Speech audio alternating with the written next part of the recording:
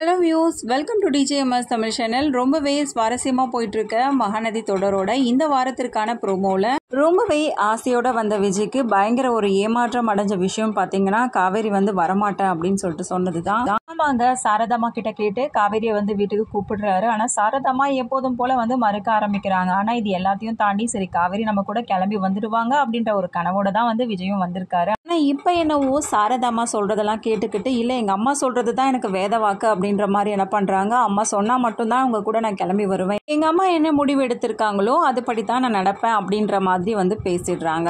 என்னடா இது, காவேரியும் இப்படி சொல்கிறாளே, அப்போ ஒருவேளை அவங்க அம்மாக்காக தான் இப்படி பேசிட்டு இருக்காளோ, சரி இந்த உண்மையை நம்ம சொன்னால் கண்டிப்பாக காவேரியை நம்ம கூட அனுப்பி வைப்பாங்க அப்படின்னு நினச்சிக்கிட்டு தான் விஜய் என்ன பண்ணுறாரு, வாயை திறக்க ஆரம்பிக்கிறாரு.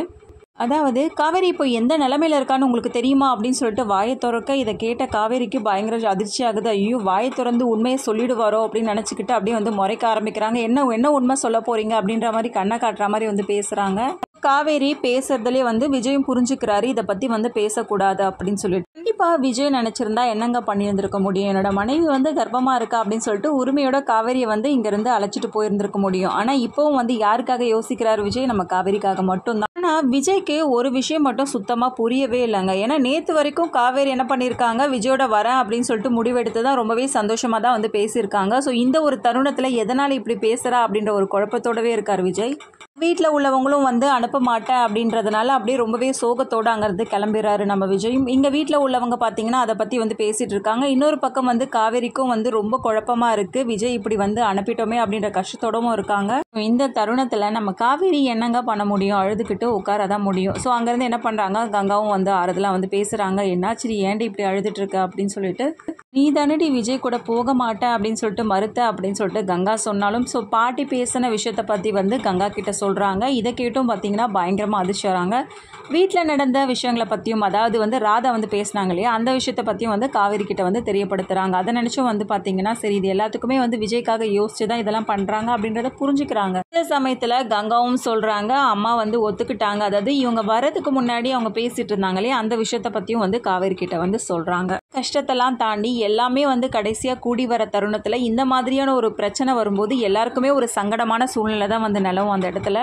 என்னதாங்க கங்கா காவேரியை சமாதானப்படுத்தினாலும் உடனடியாக காவேரியால் அந்த நிலைமையிலேருந்து வெளியிலையும் வர முடியாது. ஸோ காவேரியும் பார்த்திங்கன்னா ஒரு பக்கம் ரொம்பவே அழுதுகிட்டே உட்காந்துட்டு இருக்கு. அந்த தருணத்தில் இந்த பக்கம் விஜய் என்ன பண்ணுறாரு, வீட்டுக்கு போகிறாரு. ஸோ விஜயோட வண்டி சவுண்டு கேட்டு தாத்தா என்ன பண்ணுறாங்க, கல்யாணி ஆரத்தியை கொண்டு வா, காவேரியும் விஜயம் வந்துட்டாங்கன்னு நினைக்கிறேன் அப்படின்னு சொல்கிறாங்க. இன்னொரு பக்கம் இதை கேட்டு கல்யாணி அவங்களுக்கு பயங்கர ஒரு பதட்டமாயிடுது. என்னது காவேரி வந்துட்டாளா, இவ்வளோ பேசியும் வந்துட்டாளா அப்படின்ற மாதிரி தான் யோசிச்சுக்கிட்டே ராதா கல்யாணி ரெண்டு பேரும் வெளியில் போய் பார்க்குறாங்க. விஜயை பார்த்ததும் என்னப்பா விஜய், காவேரி எங்க அப்படின்னு சொல்லிட்டு கேட்க ரொம்பவே சோகத்தோட போய் உட்காராரு நம்ம விஜயும். சரி என்னடா இது ரொம்பவே சோகத்தோட இருக்காங்களே அப்படின்னு சொல்லிட்டு பாட்டி என்ன பண்ணுவாங்க, திரும்பவும் போய் கேட்க ஆரம்பிக்கிறாரு நம்ம விஜய் கிட்ட. விஜய் பார்த்த உடனே கேட்பாரு இல்லையா, தாத்தா எங்கப்பா விஜய், காவேரி அப்படின்னு சொல்லிட்டு கேட்க, காவேரி வரல தாத்தா அப்படின்னு சொல்றது கேட்டு ஒண்ணுமே புரியல தாத்தாவுக்கு. என்னப்பா ஏன் வரல காவேரி அப்படின்னு சொல்லிட்டு தாத்தாவும் கேட்கிறாரு. பா சாரதா அனுப்பலையா அப்படின்னு சொல்லிட்டு தாத்தா கேட்க, ஆமாம் தாத்தா அப்படின்னு சொல்லிட்டு சொல்கிறாங்க. என்னப்பா நேற்று கூட ரொம்ப சந்தோஷமாக இருந்தியே காவேரி வரப்போகிறா அப்படின்னு சொல்லிட்டு, இந்த விஷயத்தை பற்றி நீ ஏற்கனவே காவேரி கிட்ட சொன்னியா இல்லையா அப்படின்னு சொல்லிட்டு தாத்தாவும் கேட்க, ஆமாம் தாத்தா ஏற்கனவே இதை பற்றி நாங்கள் பேசிட்டோம், காவேரியும் அங்கே வரேன் அப்படின்னு தான் தாத்தா சொல்லியிருந்தா. அப்புறம் ஏன்பா வரல, ஒருவேளை அவங்க அம்மாவுக்காக உங்ககிட்ட சொல்லியிருந்தாலோ அப்படின்னு சொல்லிட்டு தாத்தா கேட்க, இல்லை தாத்தா அவள் ரொம்ப சந்தோஷப்பட்டா, இங்கே வரதை நினச்சி அவள் பயங்கர எக்ஸைட்டடாக இருந்தா அப்படின்னு சொல்கிறாங்க விஜய். அப்புறம் ஏன்பா திடீர்னு முடிவை மாற்றிக்கிட்டு இந்த மாதிரி ஒரு முடிவு எடுக்கணும் காவேரி அப்படின்னு சொல்லிட்டு தாத்தாவும் கேட்க, அதுதான் தாத்தா எனக்கு ஒன்றுமே புரியல அப்படின்னு சொல்லிட்டு விஜய் பேசுகிறாரு. இதை கேட்டுட்டு இருந்த பாட்டிமாவும், ரொம்ப திமிர் பிடிச்சவன், நீ இறங்கி போய் கேட்குறல அதனால தான் வரமாட்டேன்னு சொல்லிட்டா, நீ விடு விஜய், தொல்லை உன் வாழ்க்கையை விட்டு போயிடுச்சு அப்படின்னு சொல்லிட்டு சந்தோஷமா இருப்பா அப்படின்னு சொல்லிட்டு எதிர்ச்சியாக பாட்டியும் சொல்கிறாங்க. இதை கேட்டு என்ன பண்ணுறாங்க, ரொம்பவே கோவப்படுற மாதிரி பேசுகிறாரு தாத்தா. என்ன நினச்சிட்டு இருக்க கல்யாணம் உன் மனசில், எதுக்காக இப்படிலாம் பேசிகிட்டு இருக்கா, அவன் எந்த அளவுக்கு கஷ்டப்படுறான், நீ என்ன பேசிகிட்டு இருக்க அப்படின்ற மாதிரி தாத்தா எப்போதும் போல் பாட்டியை பார்த்து திட்ட ஆரம்பிக்கிறாரு.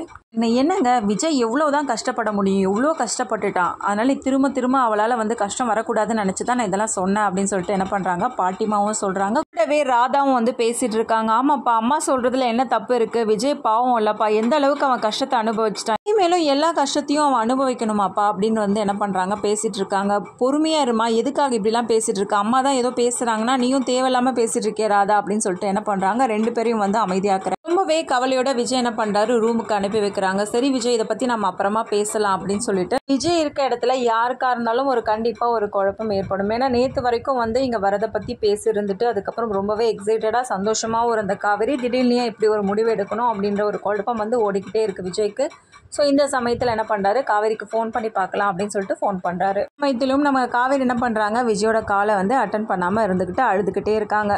காவேரி கால் அட்டன் பண்ணி பேசினாலாவது கொஞ்சம் விஜய்க்கு ஆறுதலாக இருக்குங்க. ஆனால் அதையும் பண்ணாமல் விஜயை மென்மேலும் கஷ்டப்படுத்துகிற மாதிரி தான் நம்ம காவேரி நடந்துட்டு இருக்காங்க. ஓகேங்க, இது எல்லாமே முடிஞ்சது. இதுக்கப்புறமா அமைதியாக இருந்ததுன்னா நம்ம பாட்டி ராதா 2 பேரும் இந்த டாபிக் பேசிகிட்டு இருக்காங்க. அதாவது நல்ல வேலைடி நம்ம பண்ண மாதிரி எப்படியும் அந்த காவேரி வரமாட்டேன்னு சொல்லிட்டா அப்படின்னு சொல்லிட்டு ஒரு பக்கம் கல்யாணம் சொல்ல, ஆமாம்மா இனிமேல் விஜயோட வாழ்க்கை பாருங்கம்மா நல்லா இருக்கும், நானும் அங்கே போயிட்டு சும்மா வரந்தேன், நல்லா நறுக்குன்னு 4 கேள்வி கேட்டுட்டுல வந்தேன் அப்படின்னு சொல்லிட்டு ராதாவும் பதிலுக்கு பேசுகிறாங்க.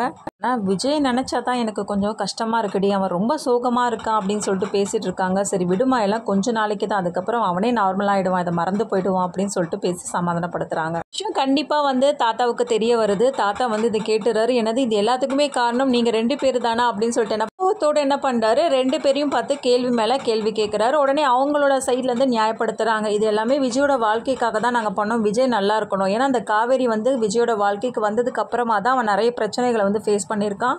எவ்வளோ பிரச்சனைகளை தாண்டி கடைசி அவன் ஜெயிலுக்கு போகிற அளவுக்கு வந்திருக்குன்னா இது எல்லாத்துக்குமே காரணம் யார், அந்த காவேரி தானாங்க. அதனால தான் நான் இப்படி பண்ணேன் அப்படின்னு சொல்லிட்டு தன்னோட விஷயத்தை நியாயப்படுத்துகிறாங்க பாட்டியும் ராதா. அவங்க 2 பேருமே, காவேரி விஜய் இவங்க 2 பேருமேலையும் பார்த்தீங்கன்னா பயங்கர அன்போடு இருக்க ஒரு ஆள் தான் நம்ம தாத்தா. இந்த எல்லாத்தையும் தெரிஞ்சுக்கிட்டுமா அமைதியாக இருக்க போகிறார் நம்ம தாத்தா. உடனே என்ன பண்ணுறாங்க, 2 பேரையும் பார்த்து பயங்கரமான கேள்வி கேட்கறது மட்டும் இல்லாமல் விஷயத்தை பற்றி உடனடியாக என்ன பண்ணுறாங்க, விஜய் கூப்பிட்டு தெரியப்படுத்துறாரு. நீ யோசிச்சுட்டு இருந்தல்லப்பா காவேரி ஏன் வீட்டுக்கு வரல அப்படின்னு சொல்லிட்டு, காவேரி இந்த வீட்டுக்கு வராததுக்கு காரணம் எனக்கு யாருன்னு தெரியுதுப்பா அப்படின்னு சொல்லிட்டு தாத்தா சொல்கிறாரு. என்ன தாத்தா சொல்கிறீங்க, காவேரி இந்த வீட்டுக்கு வராததுக்கு காரணம் யார் தாத்தா அப்படின்னு சொல்லிட்டு விஜயும் கேட்க, வேற யாருப்பா இருக்க போது, எல்லாம் உங்கள் பாட்டியும் சித்தியும் பண்ண வேலை தான் அப்படின்னு சொல்லிட்டு தாத்தாவும் ரொம்பவே கோவத்தோட சொல்கிறாரு. இதை கேட்டு விஜய்க்கு ஒன்றுமே புரியல, ஒரு மாதிரி ஷாக்கிங்காக இருக்குது. என்ன தாத்தா சொல்கிறீங்க, பாட்டி ஏன் இப்படி பண்ண போகிறாங்க, நானும் காவேரியும் சேர்ந்து வாழணும் அப்படின்றது தானே பாட்டியோட ஆசை, பாட்டி ஏன் இப்படி பண்ண போகிறாங்க அப்படின்னு சொல்லிட்டு விஜய் கேட்க, அதுக்கப்புறம் நடந்த விஷயத்தை பற்றி தாத்தா சொல்கிறாரு.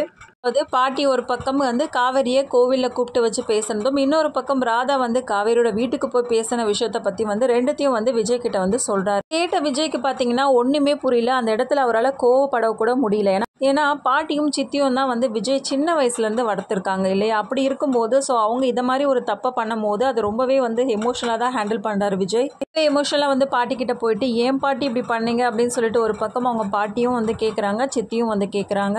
ஏற்கனவே பல கஷ்டங்களை அனுபவிச்சிட்ட விஜய், இனிமேலும் வாழ்க்கை நல்லா இருக்கணும் அப்படின்ற ஒரு நல்ல எண்ணத்தோட தான்ப்பா நாங்கள் 2 பேரும் இப்படி பண்ணோம் அப்படின்னு சொல்லிட்டு பாட்டி அவங்க சித்தி 2 பேருமே சொல்கிறாங்க. காவேரி இருந்தால் மட்டும்தான் பாட்டி என் வாழ்க்கை நல்லா இருக்கும் அப்படின்னு சொல்லிட்டு ரொம்பவே எமோஷனலாக அழுதுகிட்டே பேசிட்டு இருக்காரு விஜய். எல்லார்கிட்டையும் நான் ஒரு விஷயம் சொல்லணும், ஒரு சர்ப்ரைஸ் இருக்கு அப்படின்னு சொல்லிட்டு சொன்னேன், அது என்ன விஷயம் தெரியுமா உங்களுக்கு அப்படின்னு சொல்லிட்டு விஜய் சொல்ல ஆரம்பிக்கிறாரு. என்னப்பா அது, என்ன விஷயம் அது அப்படின்னு சொல்லிட்டு 2 பேருமே கேட்குறாங்க. என்னுடைய அம்மாவே திரும்பவும் எனக்கு வர போறாங்க அப்படின்ற சந்தோஷத்துல நான் இருக்கேன் பாட்டி அப்படின்னு சொல்லிட்டு சொல்றாங்க. ஒண்ணுமே புரியல தாத்தா பாட்டி அவங்க சித்தி 3 பேருக்குமே.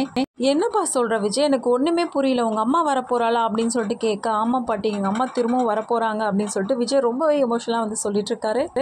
நீ என்னப்பா சொல்கிற விஜய், எனக்கு ஒன்றுமே புரியலையே அப்படின்னு சொல்லிட்டு திரும்ப கேட்க, ஆமாம் பாட்டி காவேரி கர்ப்பமாக இருக்கா அப்படின்ற விஷயத்த சொல்லிடுறாரு. விஷயத்த கேட்ட தாத்தா பாட்டி அவங்க சித்தி 3 பேருக்குமே ஒன்றுமே புரியல, ஒரு மாதிரி ஷாக்கிங்காக இருக்குது. என்னப்பா விஜய் சொல்கிற, உண்மையாலுமே அப்படின்னு சொல்லிட்டு கேட்குறாங்க. ஆமாம் பாட்டி காவேரி கர்ப்பமாக இருக்கா, காவேரி வயிற்றுல எங்கள் அம்மா வளர்ந்துட்டுருக்காங்கன்ற ஒரு நம்பிக்கையில் இருக்கேன் அப்படின்ற மாதிரி பேசிகிட்டு இருக்காங்க. இதை கேட்ட தாத்தா பாட்டி அதுக்கப்புறமா அவங்க சித்தி பார்த்தீங்கன்னா 3 பேருமே பயங்கரமாக சந்தோஷப்படுறாங்க. இப்படி ஒரு விஷயத்தை கேள்விப்பட்டதுக்கு அப்புறமாவும் கண்டிப்பாக காவேரி பாட்டி போய் பார்க்காம இருப்பாங்களா?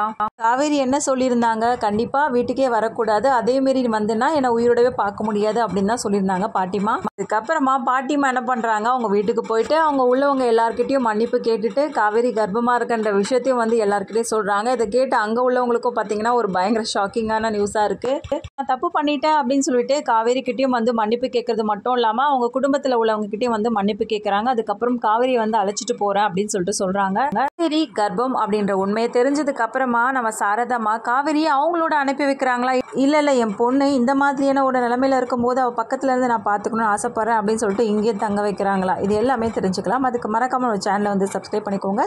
கூடவே இருக்க அந்த பெல் ஐக்கன் கிளிக் பண்ணிடுங்க. அப்போ தான் நான் போகிற அடுத்தடுத்த வீடியோஸ் உங்களுக்கு நோட்டிஃபிகேஷனில் வரும். ஓகே வியூஸ், தேங்க்ஸ் ஃபார் வாட்சிங் திஸ் வீடியோ.